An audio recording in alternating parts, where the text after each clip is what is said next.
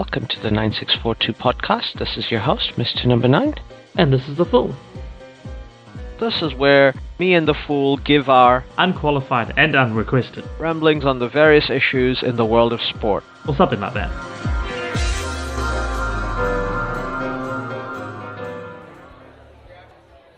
Hello, everybody. We are back to discuss our final podcast about the T20 World Cup and the wider cricketing universe. Yeah. Is it the cricket extended universe at this point? Cricket Extended Universe, yes, exactly. So we're down from the T20 World Cup, which was great. I thoroughly enjoyed this tournament. It took a while for me to grow to this whole I know they don't call the preliminary groups the qualifying tournament, but it is Yeah. a qualifying tournament. But those were good too. They gave us upsets like the West Indies getting beaten by Zimbabwe Yeah. and Scotland, and then obviously Sri Lanka losing to Namibia. So there's some incredible performances by a lot of teams, a lot of associate teams. It was great to see Zimbabwe do very well again in a T20 tournament after a while.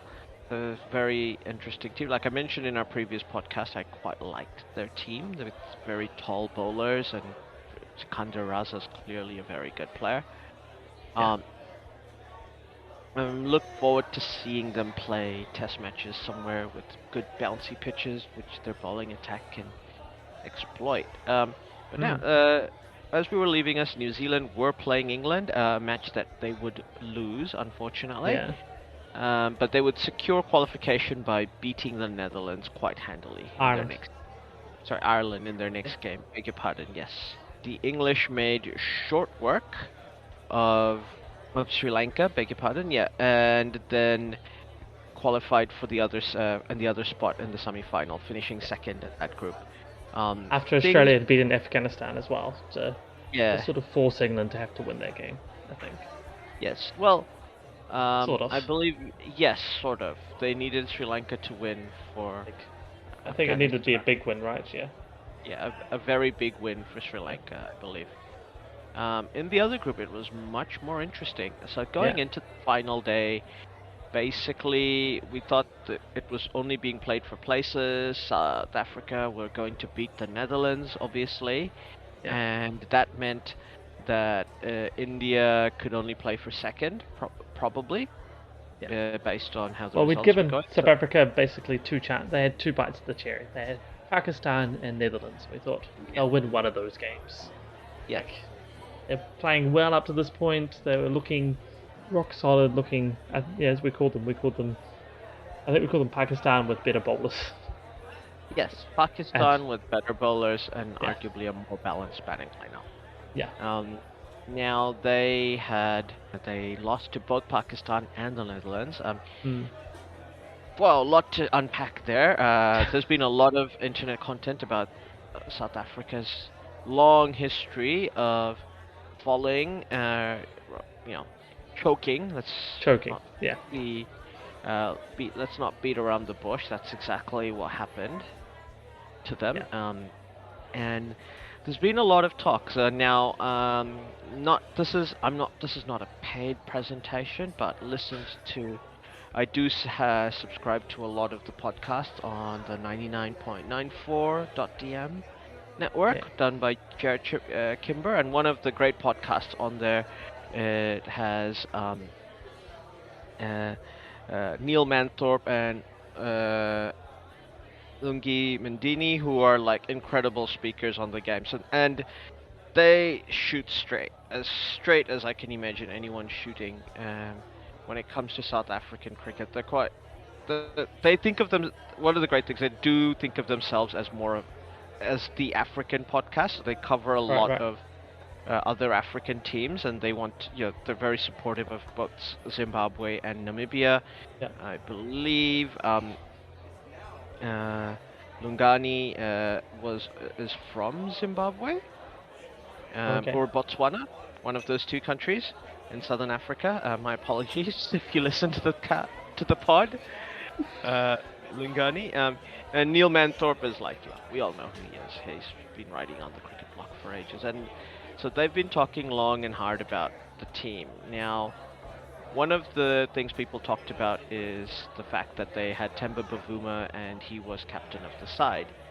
And everybody, like both Neil and Lungani, said that if the team if Cricket South Africa were after all the scandals of the last 2 years with the racism and all the, the process that they had to go through to Mm. listen to everybody's point of view and all that, the they wanted to have a black captain for one of their cricket teams. It's quite obvious that Temba's best format is probably Test cricket. He's a Yeah. patient rotator of the strike. He's not an aggressive hitting batsman. Yeah. And he's probably a good one ODI player as well. But T20 is clearly not his best. That's his worst format as a batter. And he doesn't bowl, so he's a batter in your team who's effectively now a specialist captain. Yeah. And they've Cricket South Africa kind of put him in the worst possible situation. He can't say no. He's gonna be the first black captain of a representative of South African cricket side. Yeah. Of course. And if he says no, he's going to be painted as the guy who didn't want to come in. And yeah, you're an international cricket player. Of course, you have an ego and you think Yeah. you can Exactly. do stuff. Otherwise, you're not going to succeed at being an international sportsman of professional sportsman of any kind. Of any kind. So, Exactly. so I don't blame Temba Bavuma, but he's in a difficult position, and probably they're not going to fire him, and he's probably going to have to resign. So there was a lot of backlash. Strongly recommend people follow the pod and listen to what he's had to say. But that's a very brief summary of what they went through. Jared Kimber did a very detailed analysis of every single time South Africa choked, and That'd it be a good was listen. yeah, it's on YouTube. And yeah, some of it's painful. Like the '92 World Cup, I know everybody feels sorry for South Africa because rain did them in, and that is sort of fair, but they were well behind the run rate. Yeah. And we're talking about the era of, this is not nowadays. They needed something like 22 runs off um, Off the last ball, wasn't it? Something like that. Uh, no, they needed 22 runs off 8 balls or something, 5 balls. or Okay. Yeah. was it 14 balls, and then it became 22 runs off 2 balls at the end. All right. Yeah. What it came down to. But the fact is, they were not finding the boundary, and Yeah. they. Uh, yes, nowadays we would call 22 balls off 14. Yeah, that's a win. You win from there. Yeah. There's Yeah. no question. But it wasn't like that at the '92 World Cup. That wasn't how it worked. Um, and and none of the batters there were showing that they were going to be able to do it either. Yeah. So England actually did outplay South Africa throughout that game, And as I and remember, there was uh, because it wasn't the Duckworth Lewis system they were using. They were it using was a called the different rain rule system. rain rule system. It was I can't remember off the top of my head. I do remember it was a little weird, but it was clearly favoured. I think it favoured um, batting first, and South Africa had won the toss, and Yes, the forecast was for rain, and they chose to chase. So yes, it sort of was like that was the also wrong. the case. Yeah, yeah. You were And playing with fire at that point. Of well, you know that the rules are stacked against chasing when it's rain and rain's coming. So yeah, and in that game they couldn't. Yeah, they there was a thing where they did make a mistake that ended up costing them. yeah, And then the game against the West Indies is in the 1996 World Cup. Now I did watch this game when I was young, like on TV. Obviously, I wasn't at the stadium, yeah, and like I just thought, oh yeah, the Windies just played better, and their spin bowlers won the game for them. And I'm like, that happens. Brian Lara scores a century. What are you gonna do? yeah. What are you gonna Uh, do? What I forgot as or I didn't recall at the time is that South Africa rested Alan Donald for that Yeah. game.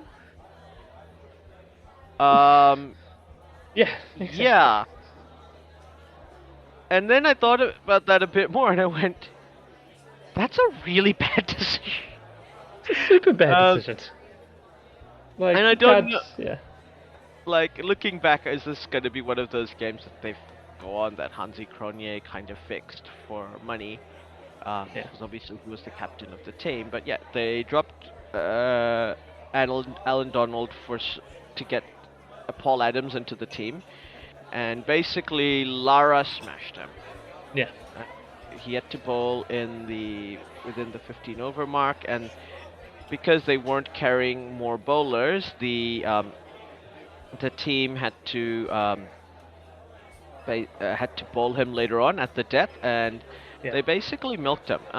It's unfortunate. He is a young man making his debut at the World Cup, and he was the first uh, colored player. And by colored, I mean like that's what they call the mixed race people in South Yeah. Africa, like in that term, Yeah. using to represent South Africa. So yeah, the it was so he started off his career really well, and then he never really recovered after that, and he got put in between a rock and a hard place in Oh, he was totally put that situation.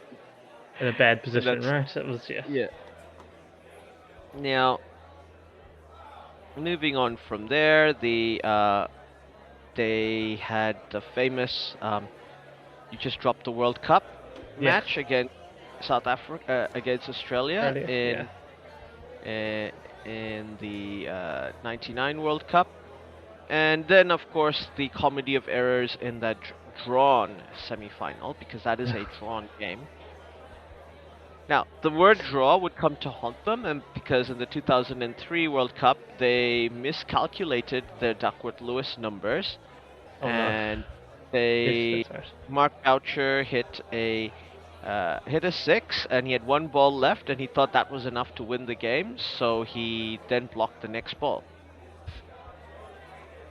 And when they got to the dressing rooms, everybody was like, bro, like, what have you done? What have you And done? obviously they didn't come back on, and yeah, New Zealand went into the semis instead of them. And to be fair, they also played the game they played against New Zealand, which was won by a Fleming century. They batted Duckworth Lewis. Definitely advantages the team chasing Yeah. compared to rain rule, which advantages the team batting first. So Yeah. they won the toss and batted first. Yeah. Yeah. Once There's again, like bad decisions. insert meme of Tony Stark going, not a great idea. Yeah. Not a good idea. And so there's been a long history of bad decisions along with the obvious choke. Yeah. Like it's gotten to the point now. Like I was like listening to this politics podcast where somebody was saying that look, they say that comedy is tragedy over a long period, over a long period of time. So if you like slip on a banana peel, everybody will initially go, oh, are you okay? Did you get hurt? Because it's tragedy. Yeah. If you keep slipping on a banana peel, people laugh Yeah. at you because like, what are you doing, man? Like you're sleeping over the banana peel. But the thing is like, if if the comedy continues long enough, then it goes back to being a tragedy again. Yes. So initially you'll laugh at the guy for like, dude, just you know, stop slipping on banana peels, and then if he's doing that, if he's doing that for a whole year, you're gonna be like, are you okay, man? Like, Yeah. this Something's is wrong like here. Yeah. something's wrong here. Like, you shouldn't just be slipping on banana peels. And like, it's no longer funny, like. No, no. um, and like, it's gotten to the point with South Africa now where like, I know the 2011 World Cup where South Africa were beaten by New Zealand in the quarterfinal. Yes. Like, the Kiwi players, who were not playing, they were the subs, were basically trolling them at the boundary and Yes. how they were gonna choke Yeah. the game. Like South Africa never looked like winning that game. New Zealand got just about enough run. Look, they got runs that you looked at and went, okay, that's a score, but they're not. That's a gettable score. Yeah. And South Africa were like the form team of that tournament. In fact, this is the thing that Jared Kimber pointed out, that I knew it, but it still shocked me. South Africa are the winningest white ball team ever. If you don't, Really? yeah. So if you look at pure record, like what they Yeah. do in like just bilateral series, including games at World Cups, they have Mhm. won more. They're the only team to have a more than 55% win rate. Wow. Well, so they're out. They win more than Australia. They win more. So they are and leading up to that World Cup in 1999 and 2003, they were the number one ranked T20. Sorry, the ODI side. Wow. Yeah.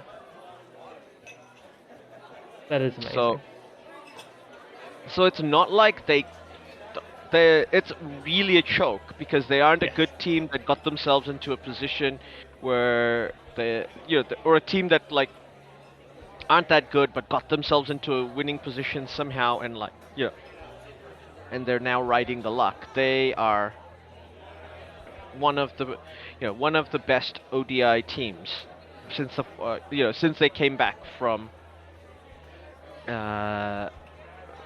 from the From apartheid days. apartheid. Yeah. Yes.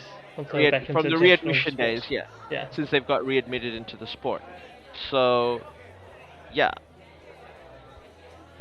That is And crazy to the think of. so it's crazy to think of, and there's like a lot of questions about why they think it's like one of the things that both Lungani and Neil Manthorpe talked about. Because, like I said, look, compared to like New Zealand, like South Africa, it has its problems, but it has more resources than a country like Cricket South Africa. In theory, has more resources, both people and like expertise, available Yeah. to it than like New Zealand cricket.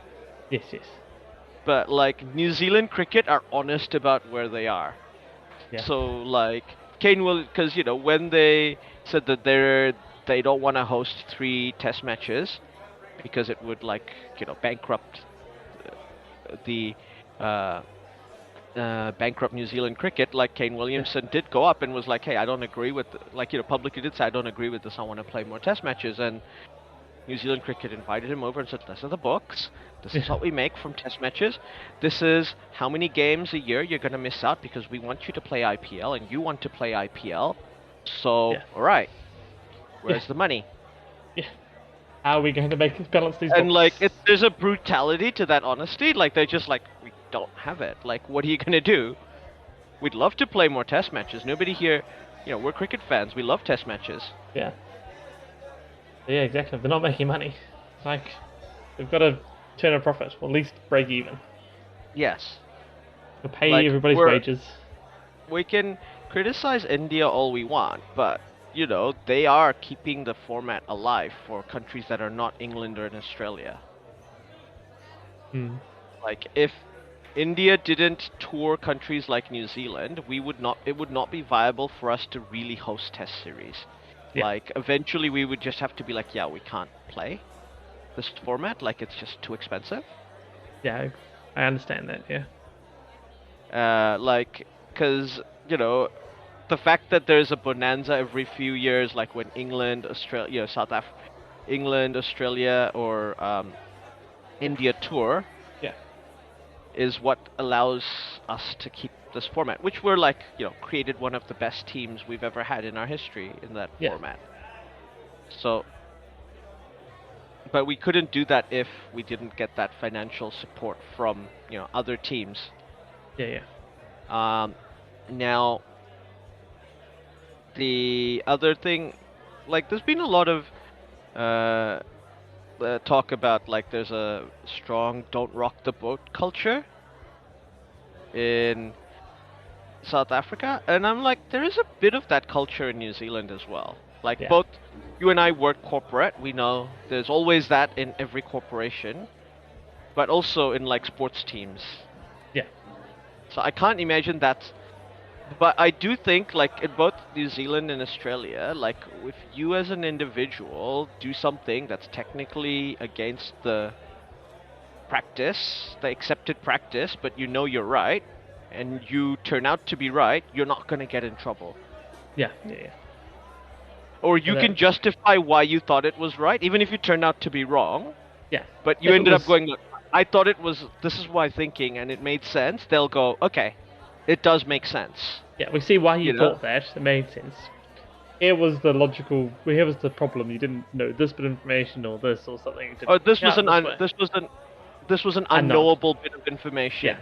But based on this thing, you went against the formula because you realize it's an exception. And like I think in New Zealand, like you're kind of encouraged to think like that because it gives us a Yeah. lot of competitive advantage. Like, we're smaller, so we have to be more agile. Yeah. Pretty much. Yeah, generally, Generally. as Yeah. far as companies go. That old number 8 wire mentality, right? Yeah, Sort of plays into that. yeah, and yeah, you're right. And there's like this, like sort of accepted romantic. People romanticize uh, so-called mavericks in New Zealand culture. Yeah. Yeah. I say so-called because a lot of them aren't really that maverick, but No. No. No. within like reason. Don't get too wild here. Yeah, yeah, and there's definitely issues with in New Zealand cricket, and this is a thing. Like, we could get into it a bit more about what we think is the for is what do we do going on from here after this World Cup. Like, I think New Zealand managed to get to the semis. Disappointing in how they um, lost Pakistan. to Pakistan. My dad always says it feels like he's lost the war. He's lost the war again. Oh no. Every time New Zealand or Bangladesh lose to Pakistan. So he's like, it's back-to-back losses to the old colonial empire. Oh no. But he was Yes. happy that England beat Pakistan in the end for that reason. Which is hilarious. But It is hilarious. But yeah, politics aside, Bangladesh. We'll go into Bangladesh's quarterfinal against Pakistan. That loss against the Netherlands managed. The Netherlands winning gave the made India automatically qualify, and yeah. it made them top of the group, so they could just chill in their game against Zimbabwe. And the it also basically made that into a virtual quarterfinal The between. Bangladesh, Pakistan, yeah. Yeah, it made it into a virtual quarterfinal, and the it was clearly obvious from the demeanor of the teams that it Pakistan were the most up for it Yeah. of the two teams. Like as soon as the um, as soon as the result was obvious, like the fact that South Africa was going to lose was obvious, they were out practicing, getting ready. Like, yep, we've got a game. We've got, it is in our own hands. Like, all we have to do is beat Bangladesh if we can. Yeah. The and the and the Dutch were also watching the game because if Pakistan won that game, then they would automatically qualify for the next World Cup. Yeah. As Which is it amazing. transpired, that is what happened. Yeah. So Bangladesh, definitely some mistakes. They played well against India. I do think the umpires cost Bangladesh that game, and they also probably cost. There was probably a few calls in that Pakistan game that I'm not happy about. But you feel free to take that with a grain of salt. Given I'm obviously a Bangladesh supporter, but I did not see how Shakib Al Hassan's bat was anywhere near the ball when the Snicko. Yeah. Sorry, Ugh. sorry, I don't understand why they thought the sound on the snickometer was the bat hitting the ground when the bat was in the air when the line appears on the graph. Yeah. Like it so clearly must have hit the bat. And this is why I don't like the fact that umpires are forced to give you a soft signal if they're Right. going upstairs. I think it should be fine for an umpire to go, I don't know, Yeah. and I think that the benefit of the doubt should just go to the batter because at the end of the day they have more jeopardy Yeah. Yeah. than a bowler who loses a wicket. Like I've talked about this before. Like Yeah. batsmen when they're done, they're done. It's like dying, and you Yeah. don't Yeah. get to respawn. Like bowlers can keep coming back. Yeah. They get the next ball and the next ball and Yeah, the next ball. Yeah. yeah. He's It's a saying the bit batters. less like that in T20 because obviously you only get about 24 deliveries in a T20 game. Yeah. But Yeah. principle applies. Yeah. It's still the same principle basically. Just the batters technically therefore have less time as well. But Yeah, so batter gets one bad decision against them. That's it. They're done. And that could be the end of it all. But bowler technically can come back and just bowl another good ball the next ball and get it then. yeah, yeah. So yeah, And benefit of doubt should go to the batter. yeah, It's I agree. Obviously, I agree. 'Cause yeah. that's been like one of my big bugbears about the Well, the whole. thing on that should be therefore if the umpire isn't sure, the on-field umpire isn't sure, the soft signal should always be not out, right? That should be the way. They shouldn't be not, soft signal out if they're not relatively sure that that's what happened. They should be, Yeah, like we are. It looked out to us, but we have like a very minor doubt because of this reason or this reason.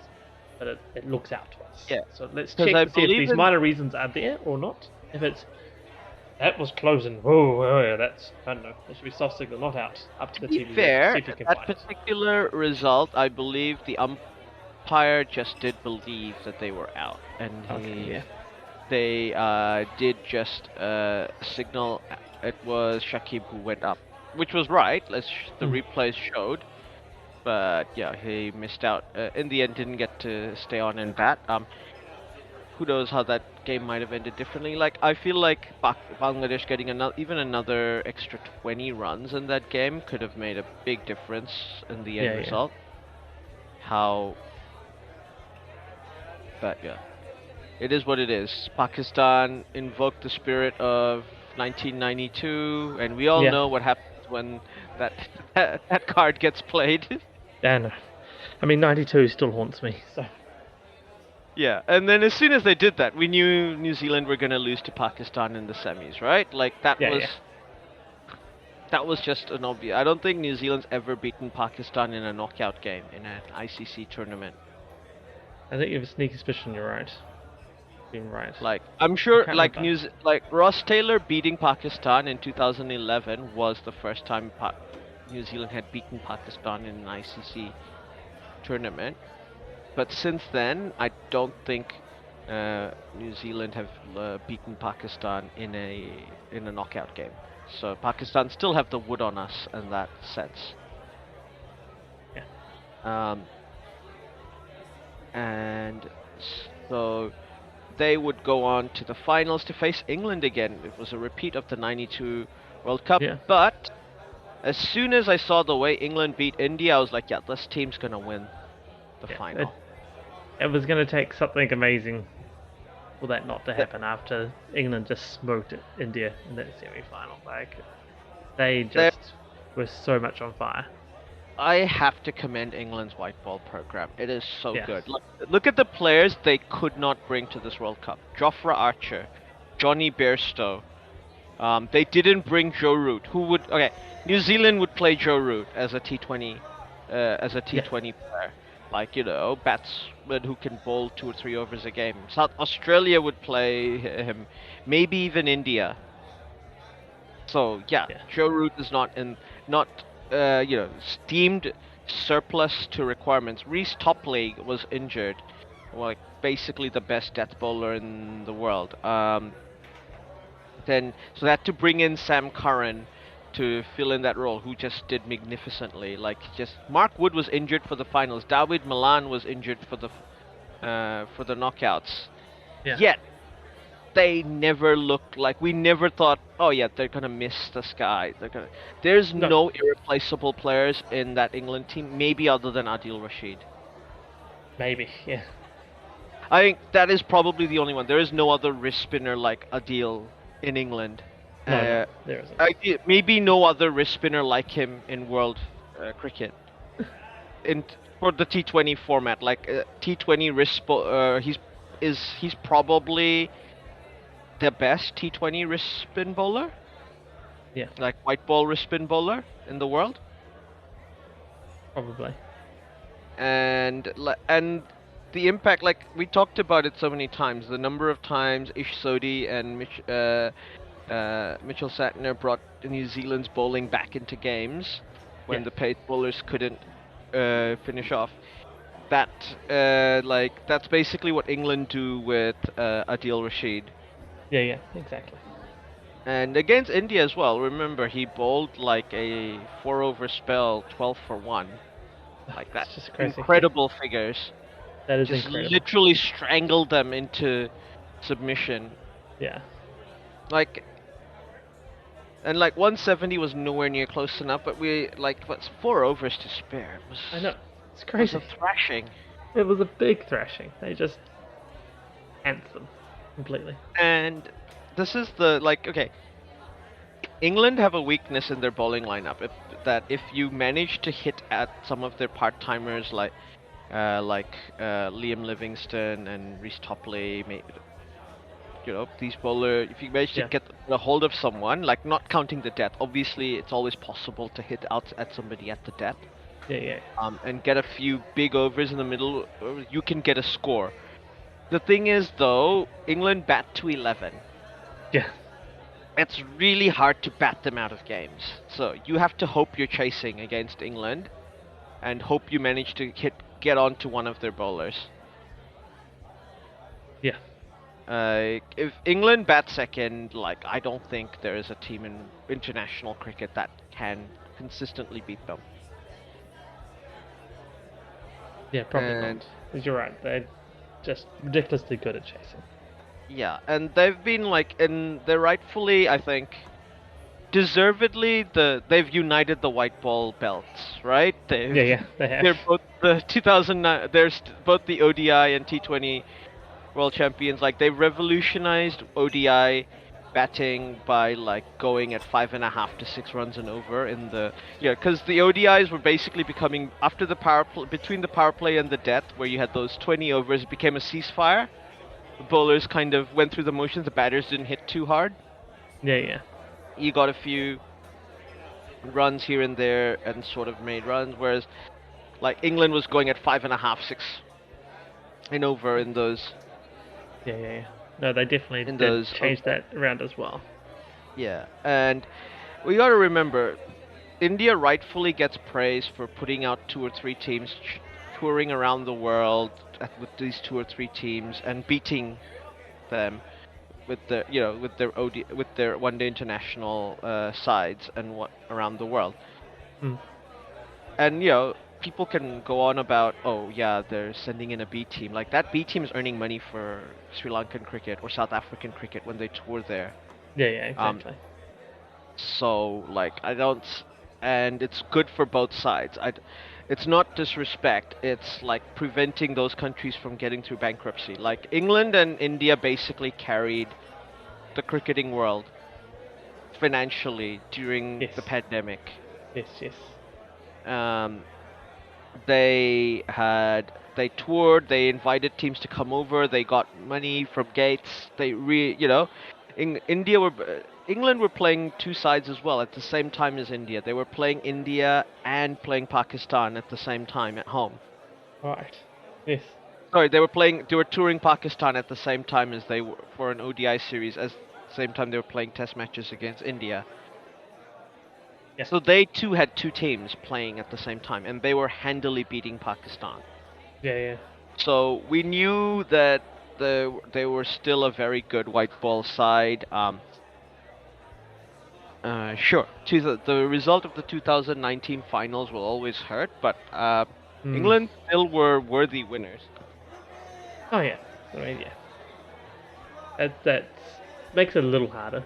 You like you can't be like about it. It's like they were really good during the Now, tournament, so yeah, and because they're already eliminated from the finals, as unfortunately so are New Zealand for the Test World yeah, Championships in next year in June, they can focus on just improving their Test team.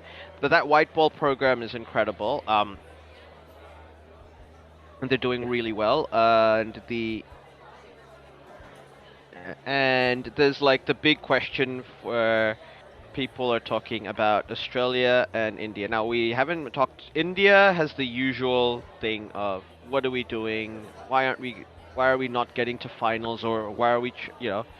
Why are we not producing the results at the crucial moment in World Cup games? And I don't know. The answer seems complicated because yeah, they did ask Rahul Dravid that is it an issue that these T20 players are not playing the leagues overseas and they only play in India? So, one of the things they said is that maybe England outmaneuvered India because their players were more familiar with the Adelaide Oval and they knew how to bowl there, right, yeah, yeah, and their batters knew how to take advantage of the dimensions of the ground.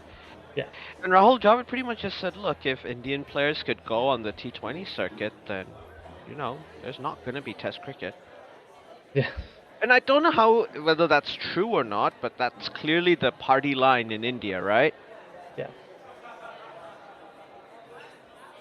Like, Srini, the head of BCCI, and Saurav Ganguly, whatever issues you may have about them, they clearly value Test cricket. yeah, And they clearly want India to be good at Test cricket.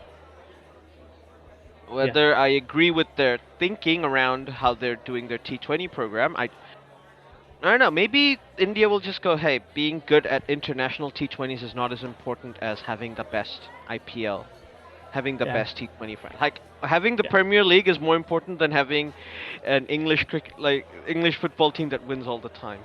Yeah, the Premier League doesn't care, right? If how well No, England does. no, it really doesn't. Therefore, maybe in the BCCI is getting into that mindset. I mean, I don't know. These are just ideas It's I'm it throwing is out possible. there. I mean, it looks at the same concept, right? You say the Premier League doesn't care how well the English team does. In fact, it But has absolutely no bearing on it. Like, England could be doing good or bad, and EPL doesn't care. The same, the you know? BCCI make loads of money from internationals. Like, Yeah, not the reason why they play ODIs is they make money. yeah, New Zealand's always happy to host massive ODI series.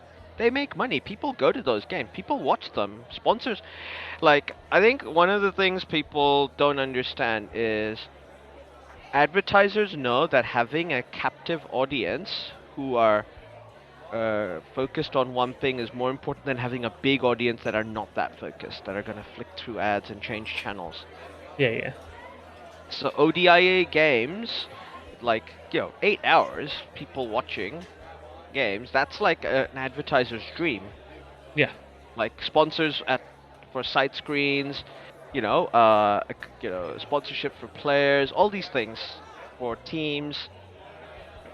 So ODI cricket is financially very viable and in fact quite lucrative. yeah, They might not get the gates that T20 gets, but they more than make up for it with like money from TV and advertisers. yeah, yeah. Um, They still rake in some money, right? So, they rake in decent money. They mm, rake like if New Zealand would not be able to, if they didn't have to play Test cricket, would not be able to feed itself on T20. It needs ODIs. yeah. Well, if ODIs weren't making lots of money, they probably would have been scrapped already, right? Yes, Like, absolutely. yeah. We would just have T20s and Test. So Test would be the quote unquote pure form, and T20s was the money making form. But obviously ODIs stay around, and they still have plenty of them. Still have plenty, World Cup on it and everything. So it's just clearly has value and makes money and stands on its own. Yeah, yeah, and this is so it's a there's definitely things to look at for from India. Like I have gone on and on and on about why do they have so many anchors, and India did lose Bumrah. That was always going to be a problem. Yeah, Also, I was validated. We both said Kohli was going to come good, did we not? yeah, we did actually. Like, I did quote that a lot of Indian bloggers were going on about how he shouldn't be playing and shouldn't start for the T20 World Cup, and I said I disagree. Virat Kohli will come good, and when he comes good, he will come good. Yes. And he definitely had some clutch performances for the team in situations where they needed him to. The game against Pakistan, which was a must-win. The game against Bangladesh, which was a must-win. Mm. And even in the game against Zimbabwe, which was a must-win.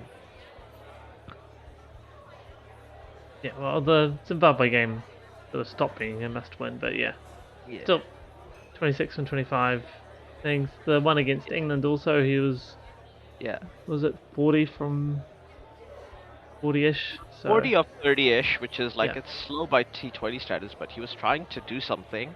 yeah, yeah. Still in that performance, that's like he was Yeah, yeah. doing something. He was making sure things were keeping around. So that's yeah. Absolutely. Now, the so Indian cricket, they're also fifth at the moment in the Test World Championships.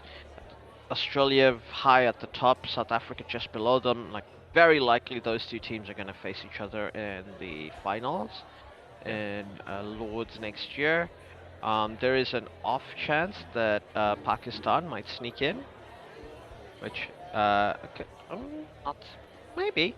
And Sri Lanka is still in the mix, Yeah. so go Sri Lanka. Go Sri Lanka. Who they're on top.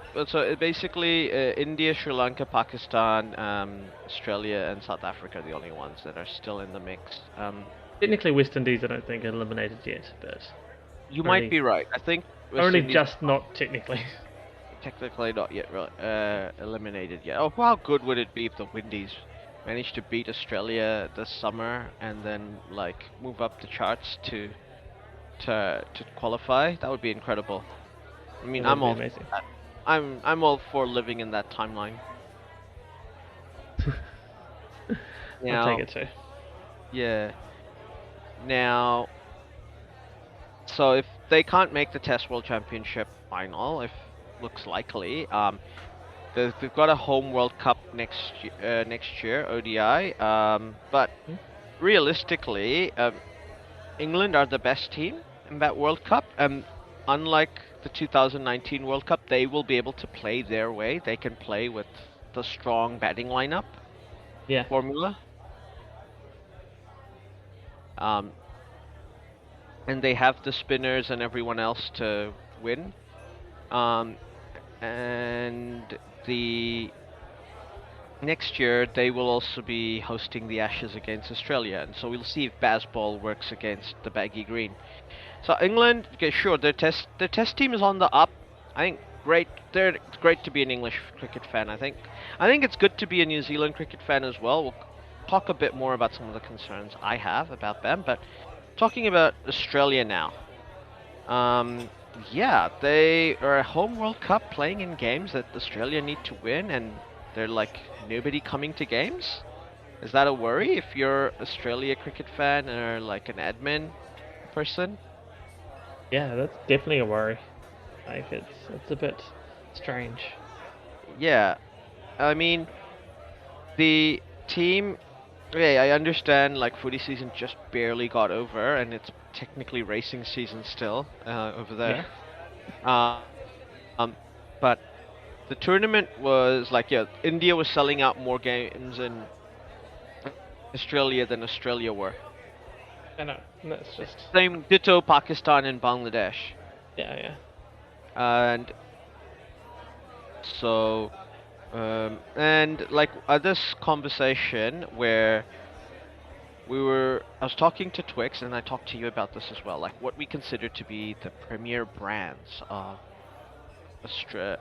like international sports, so like international teams, not domestic franchises of a sport. What are the big international representative teams that are the big brands? Yeah. And we immediately thought, yeah, Brazilian football team, that Yeah. doesn't need to be explained. Absolutely why they are like. And if you think about what that is like they have a passionate fan base around the world that's not from their home country or from their diaspora peoples. Their games will take up media space, click, Yeah, when yeah. they're in other countries as well, and they have like sale of merch, commercial value, and Yes. like selling tickets like when they travel outside their traditional spheres of influence. Yeah, So yeah. like Brazil playing outside of South America, Europe. Like Brazil, like I think Brazil are the Brazilian football team are like the key example of this because it doesn't even matter if they don't have it doesn't matter who's in the team. There's all No. if you're a player, like a good player in the Brazilian team, you have a superstar.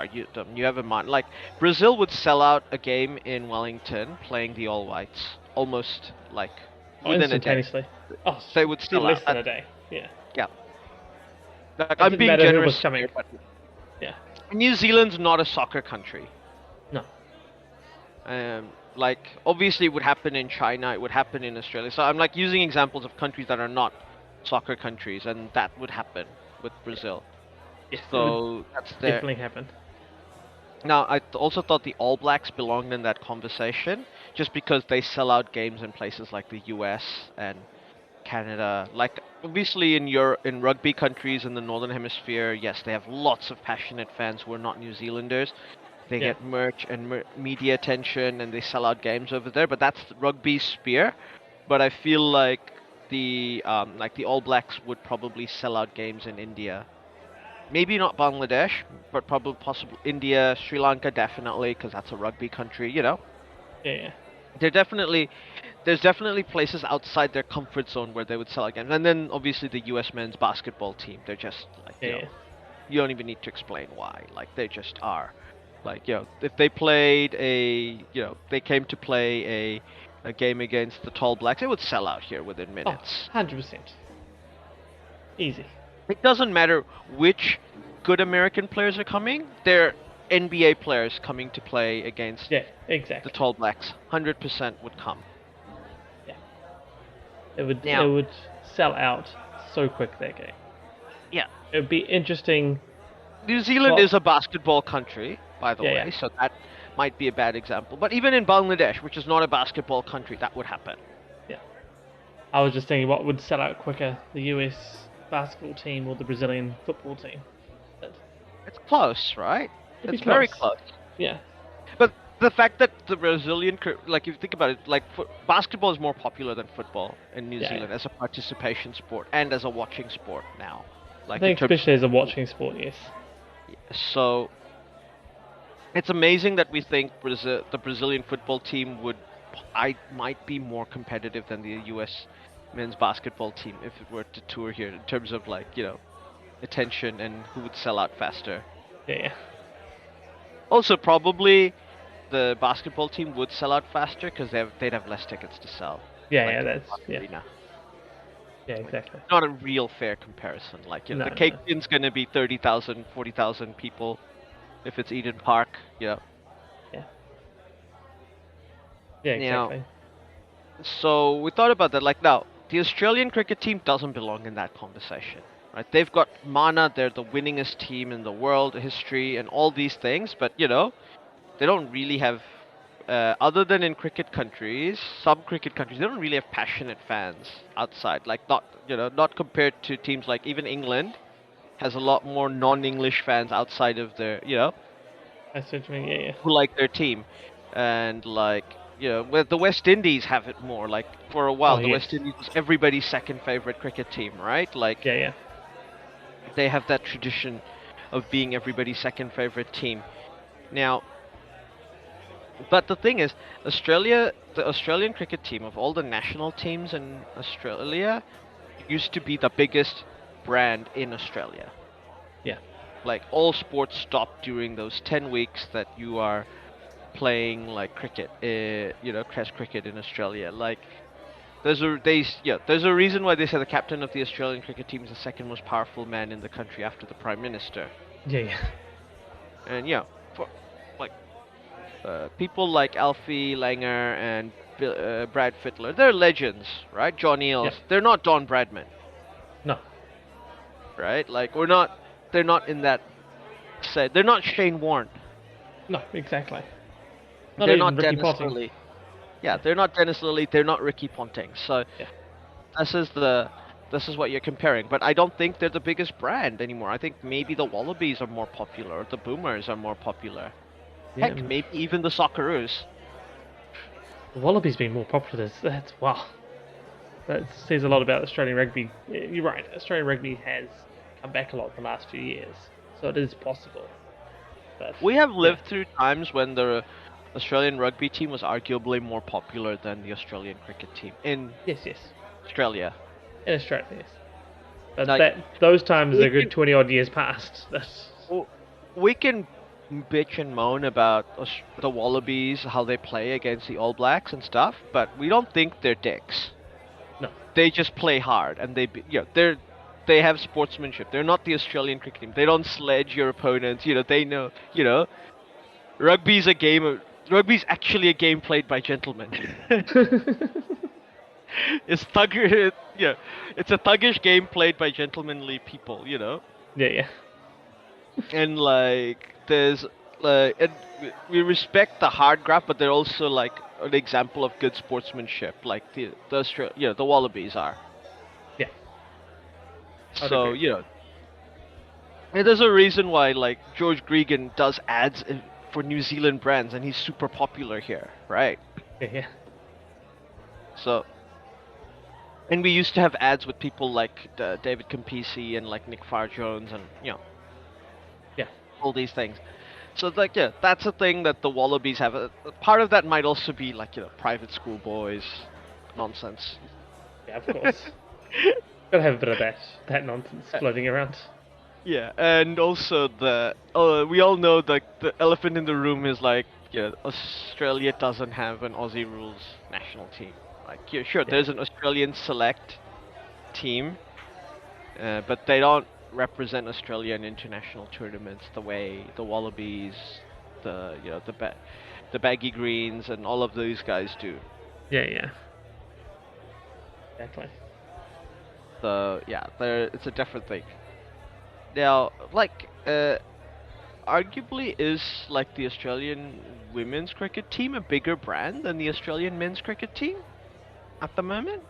At the moment, could be getting They close at win the a moment. lot, They do win a and lot. everyone likes them. Yeah.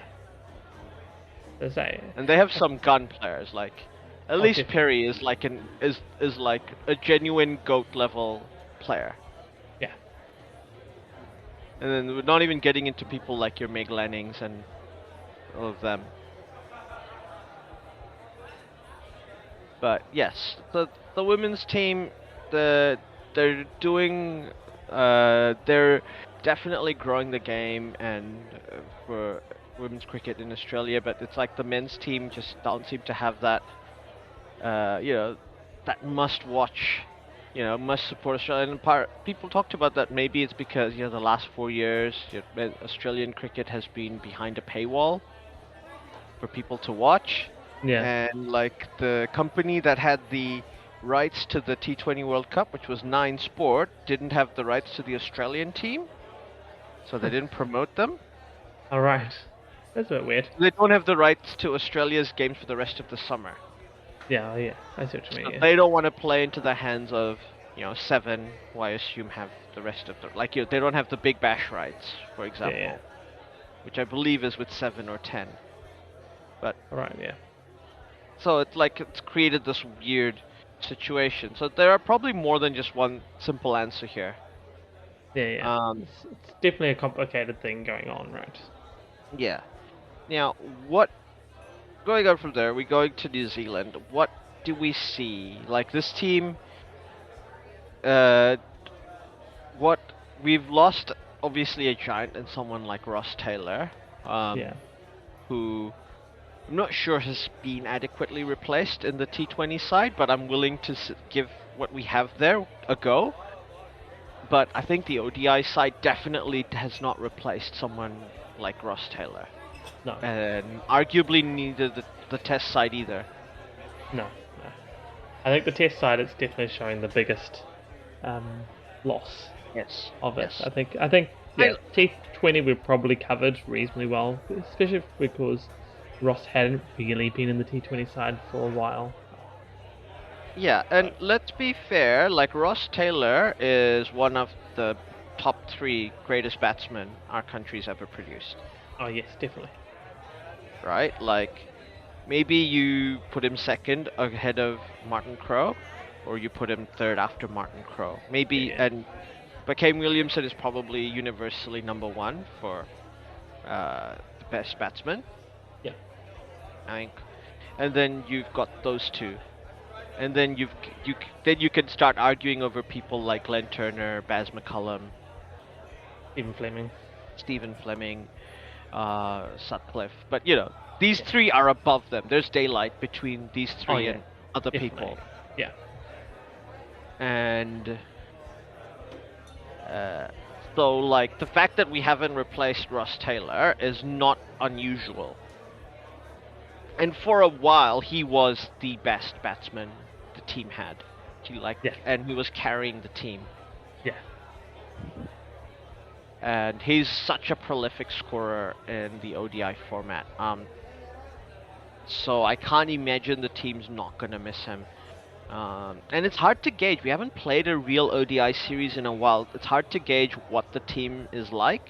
Yeah, exactly. It's going to be interesting.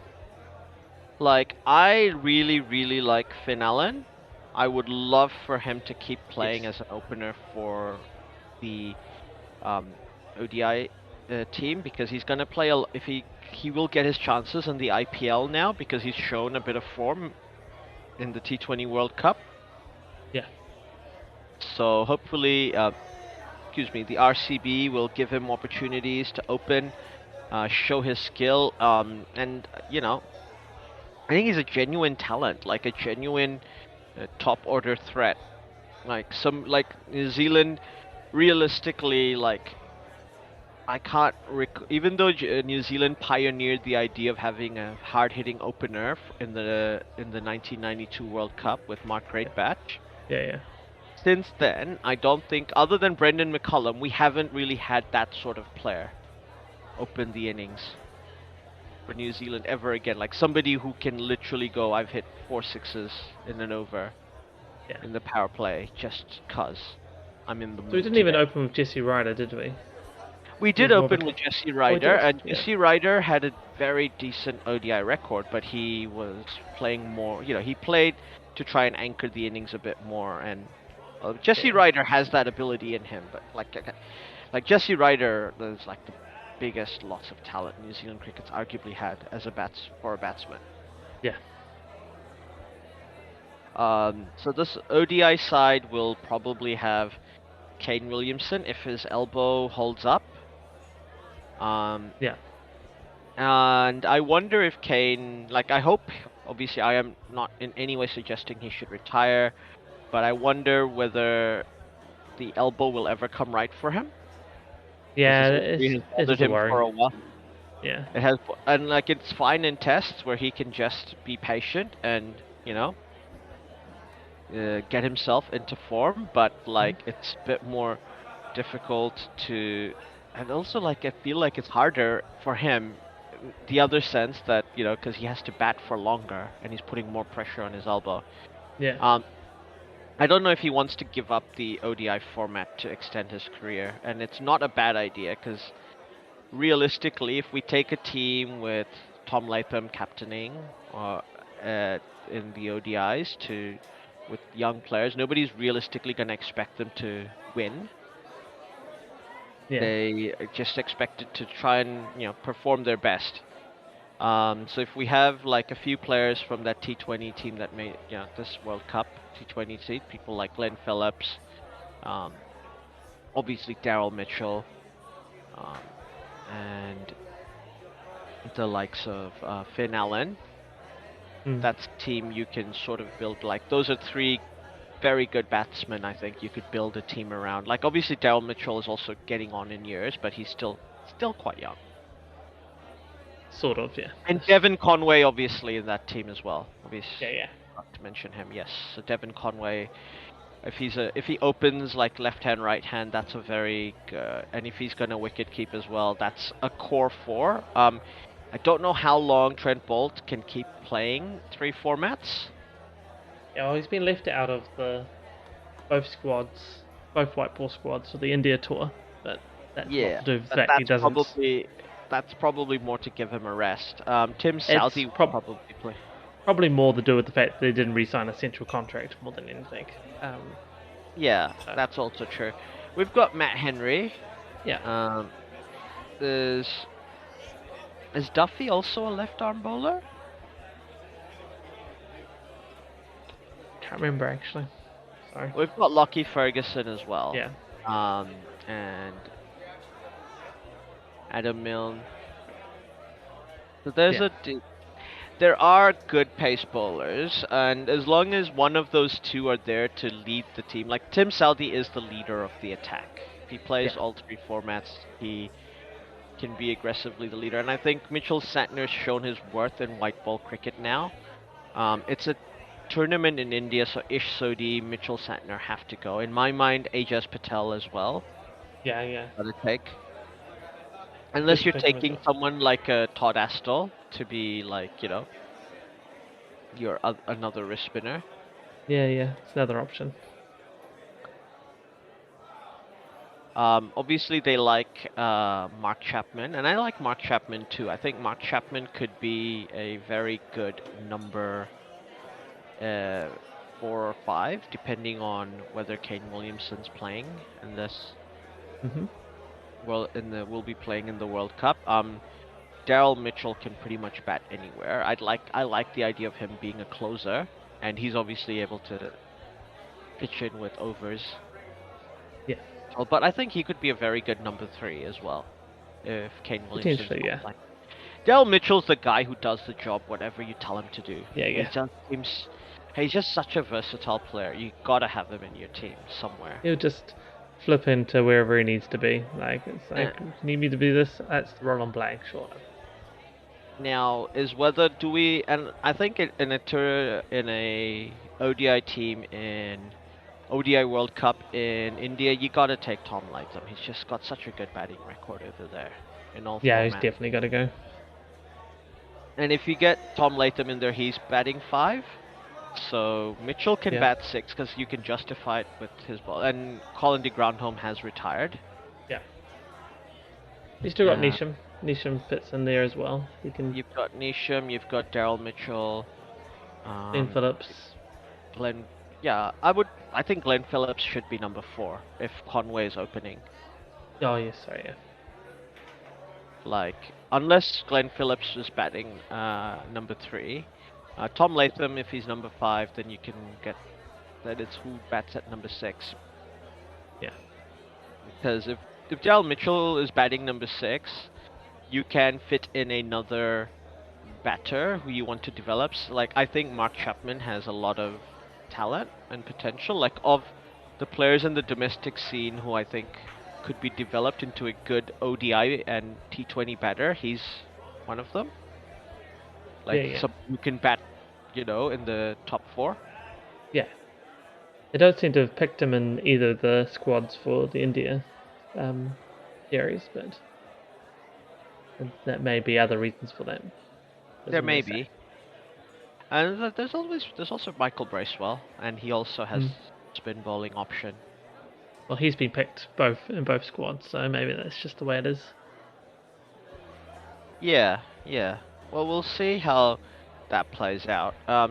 But long term, New Zealand, before we play for the next Test World Championships after the next series, or now that we're out, is it time to like for Kane to decide whether he wants to continue Test matches or not? Because obviously, if he's gonna pick a format, that's the one I'd want him to stick to. Play Yeah, Test matches and only play IPL for for T20s, the moment. doesn't play T20Is, maybe plays ODIs, but doesn't necessarily have to. Like, I'd rather he just focus on tests. I Um, think, yeah. I mean, if we have to pick, if he has to pick one, that's how I would like to see it going as well. Um, yeah. Ideally, he wouldn't just pick only one. He'd be able to play I'm multiple being or, but realistic about his elbow. yeah, Like, I'm I assuming realize he as can't well. handle. Yeah, Like, I think it'd be at his age, like, these sort of injuries don't get better. They no, kind of persist, and, like, I want to maximize Kane, not, spread him over 3 formats, but only have him for 1 or 2 more seasons. yeah, no, I understand that completely. You say if I have to choose, then that I just wouldn't want. I don't really want to choose, but I know reality's getting in the way, saying, well, you're going to Also, he have has to. been captain. Yeah, and he has been captain for a while, and that is draining. That is draining. He is a Um, very he's a cool customer. He seems always like he's not stressed and he's chilled. But he must be wondering if it's time to even if he doesn't retire from the format altogether, if he's in the team and Tom Latham, who's obviously the prospective next captain for the yeah, Test yeah, side, and I think he should be for the ODI side as well. yeah, yeah. Then yeah, then definitely he could develop the his tactics, what he wants. Yeah, New but Zealand's not gonna have another captain like Brendan McCullum. That he's unique, like he's a one-off. yeah, he was very unique. Uh, so yeah, I mean that's a good option as well. Maybe a little bit more giving Latham a bit more the reins, letting him start to Yeah, shape the team. But as you say, I'm sure Kane will start thinking about this and how they're going to shape this with him and Steve will work out what they yeah. want. But yeah, and be interesting to see, and it's hard to know, yeah, And I think what he's thinking. like for this Test World Championships, New Zealand lost 2 games at home to Mm, Bangladesh and South Africa, which were lost because they did not pick a spin bowler yeah, in their lineup, and it showed the attack got too tedious. And part of me thinks this is maybe Gary Stead, he's done excellent, and we commend him and want him to do well, but maybe there needs to be a change of coach. There needs to be a change of okay, need new thinking, new maybe yeah, Stephen Fleming if he wants to. I don't know if he has the time. We can pay him enough yeah. to There's that as well. There's no question in my mind he's an excellent coach. Yeah, yeah, Um, Brendan McCullum's obviously busy. yeah. Um, as is Mike Hessen. And I don't think Mike Hessen should come back. He's No, done no, his job. exactly. Um, the other option is picking someone from overseas, Yeah, I don't captain know. to coach the side.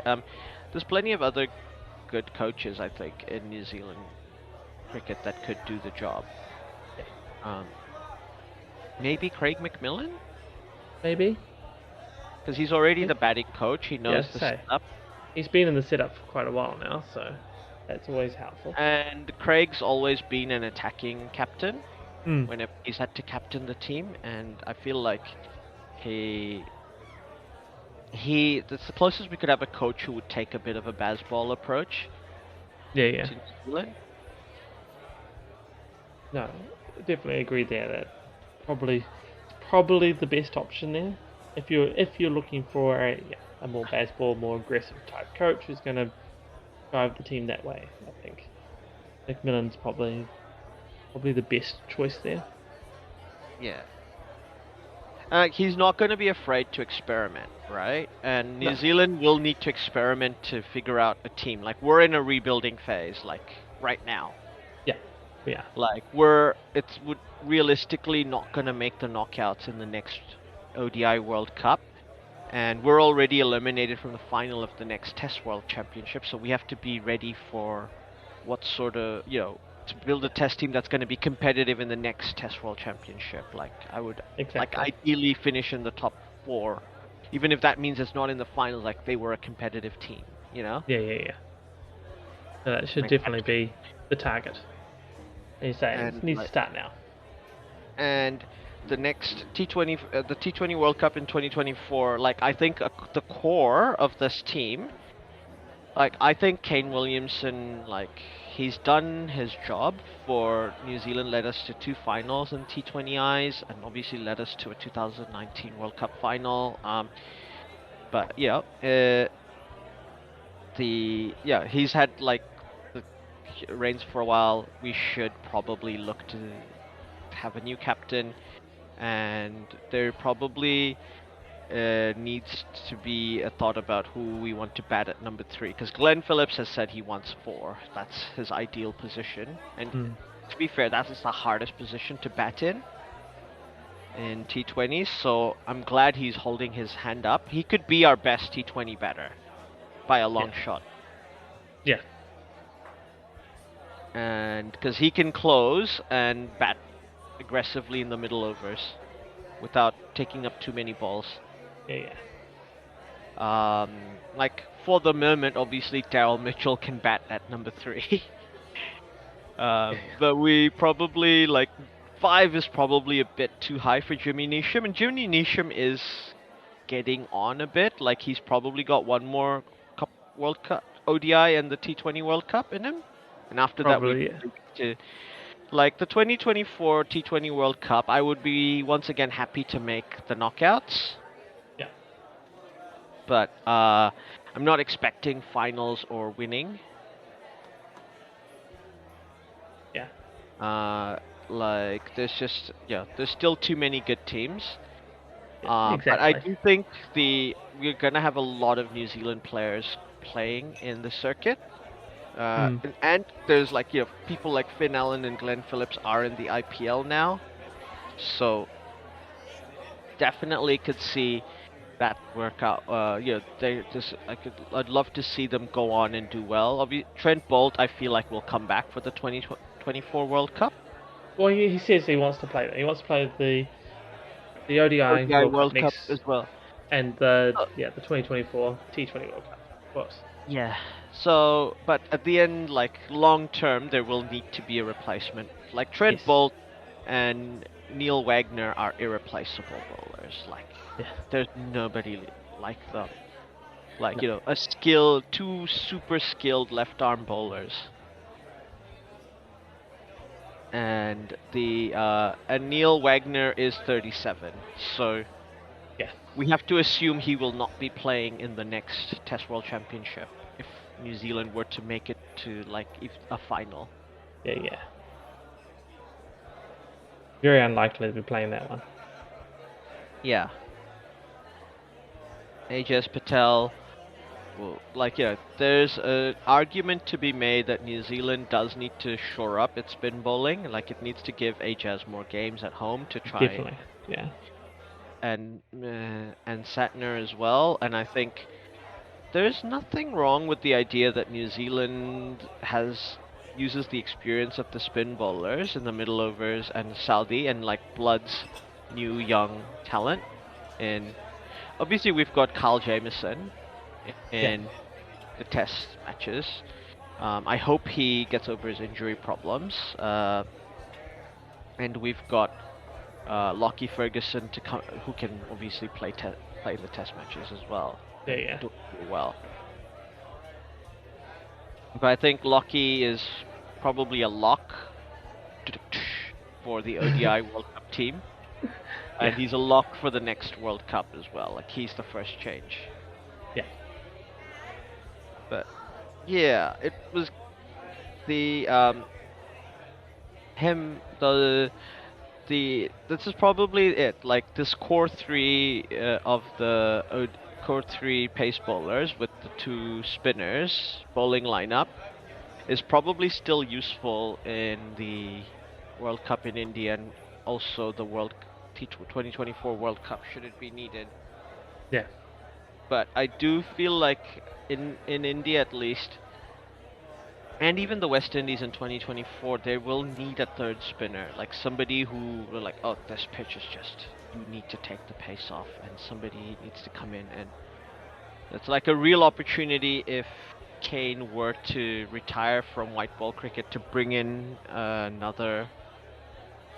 Like that might be the whole plan with Michael Bracewell. That's the third maybe. spin Yeah, bowler. yeah, that's You have another option too.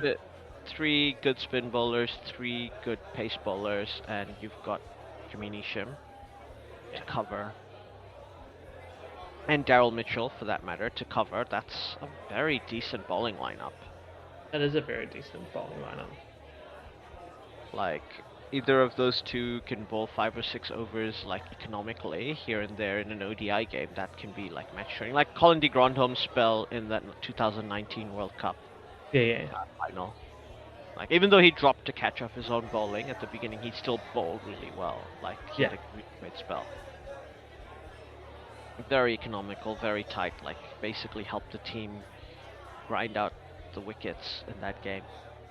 And then the it's basically what we do with the batting lineup because the ODI team, like if you have Conway and Latham, I think Latham has to keep.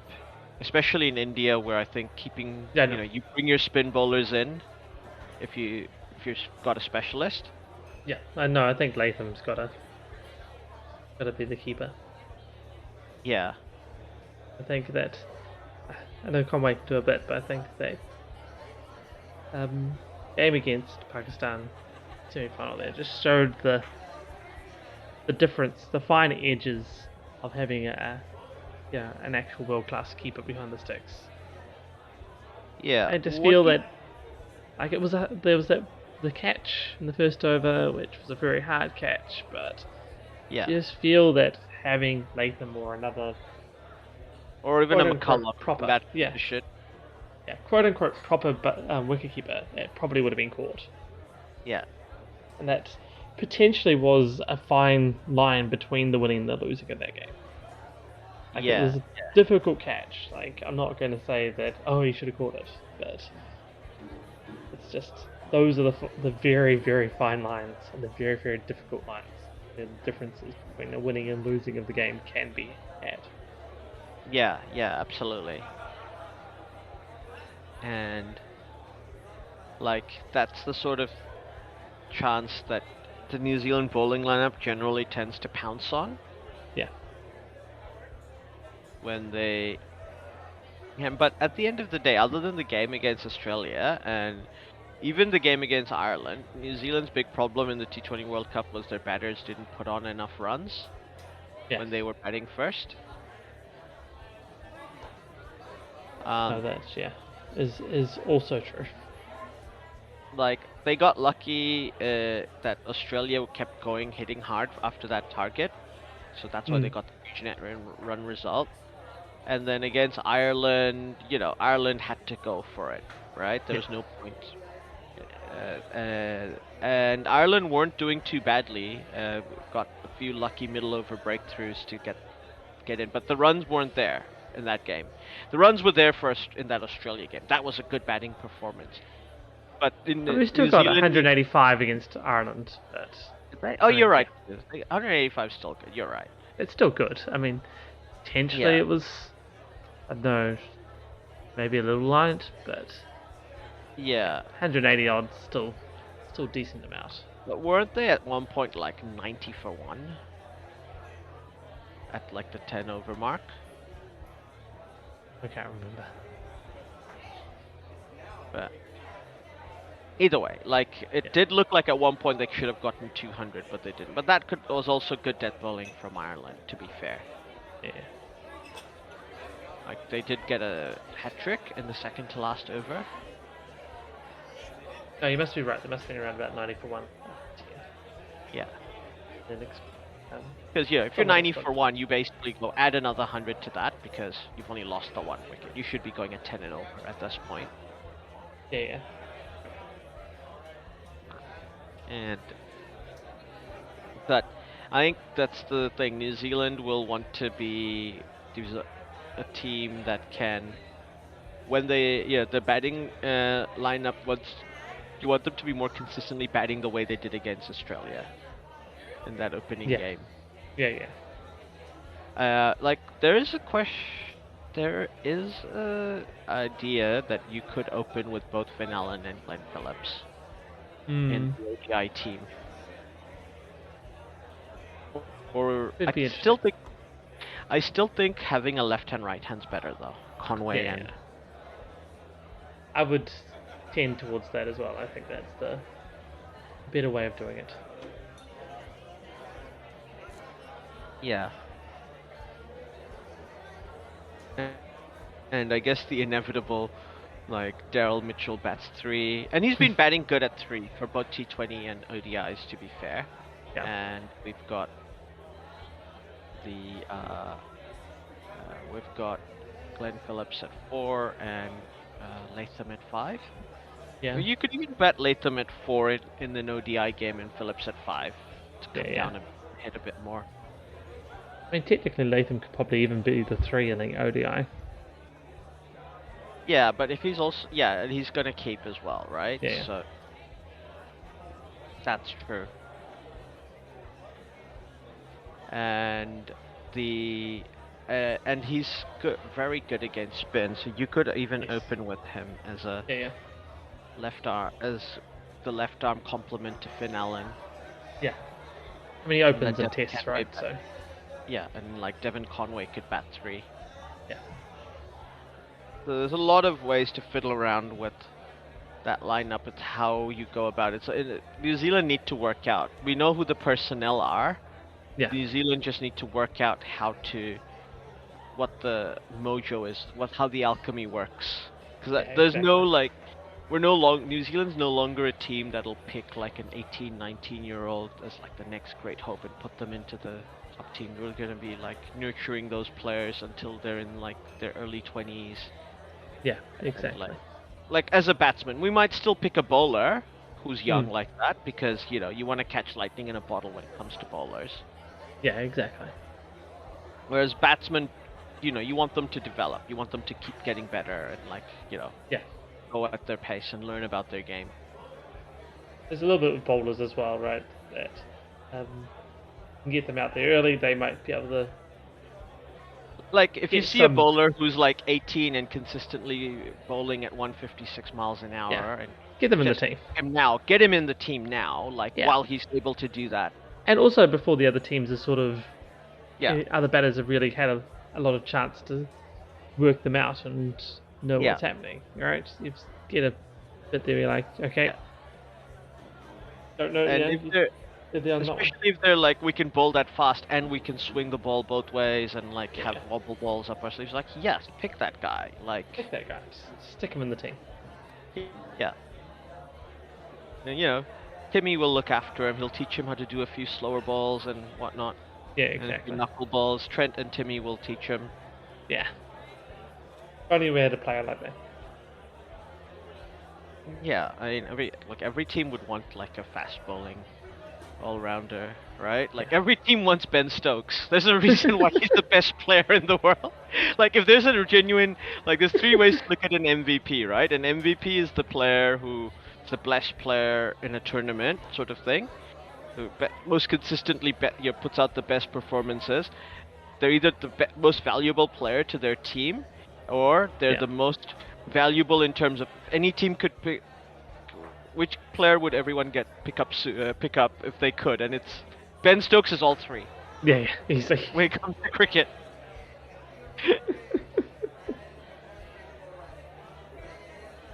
So like this is like if you're a fast bowling all rounder, that's what you want. Like we haven't replaced Chris Cairns ever. no. Like all due respect to like Jimmy Neesham and Corey Anderson and all of them. But yeah, this is a ongoing thing. I'm sure we're going to be talking more and more about in the summer as the Indian series goes on. Yeah, I'm sure we will. It seems to be inevitable with us. We always seem to end up talking plenty about our ideal Black Caps lineup. Yeah, our ideal of New Zealand cricket as well. Yeah. But I think that's all we have time for today. Mhm. And I hope you all enjoyed that, and I'll look forward to hearing from you next time. Catch you next time. Cool.